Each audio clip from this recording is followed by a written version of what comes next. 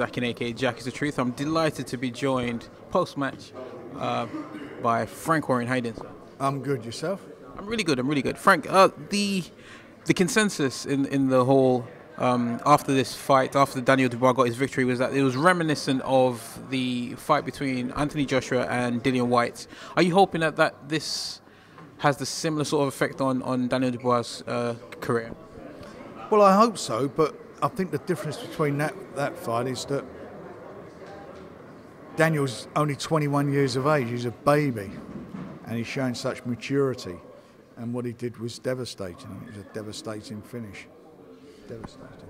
How good do you think he can be? There's a good young crop of heavyweights coming up. Tony Yoka, Efe Ajagba. Do you think he leads the pack? Do you think where do you think he fits within the landscape? I've said it all along. I think when I signed him, I said I think he's the best young heavyweight I've seen come out of the UK in my time in boxing.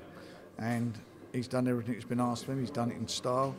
He is a devastating puncher. He's got a great jab. That was the key to his victory. I think keeping his composure and his jab was the key to make the win. But you know, you got to take your hat off to Nathan, who come to fight and actually caught him with a couple of good shots, tested him.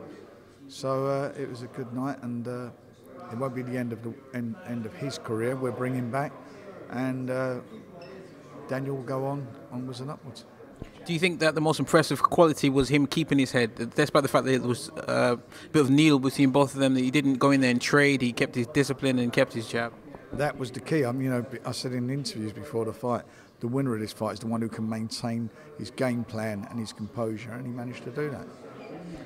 Prior to the fight, you said that the winner of this beats the top heavyweights out there, beats Anthony Joshua, etc. Do you still stand by that? Well, look, let's get it right. He's a big puncher. If he hits somebody on the chin, they're going to have this exceptional strong chin to take his shots.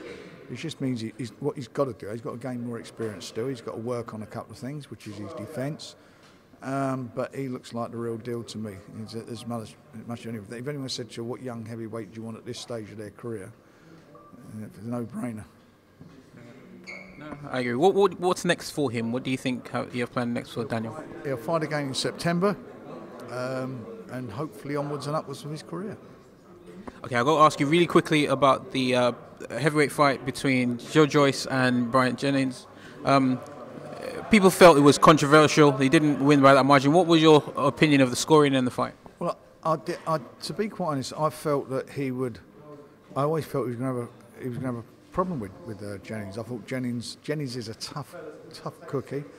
He's a very, very good fighter, and you've got to take into consideration Joe only had 9 fights in his career, and I knew this fellow was going to give him a problem, and he gave him a problem, but he came through it as champions do, and now he's got to go away, and I'm sure he'll watch it, and he's got to work on a few things himself, Joe. But one thing about him, he's got a big heart, and he's a tough guy.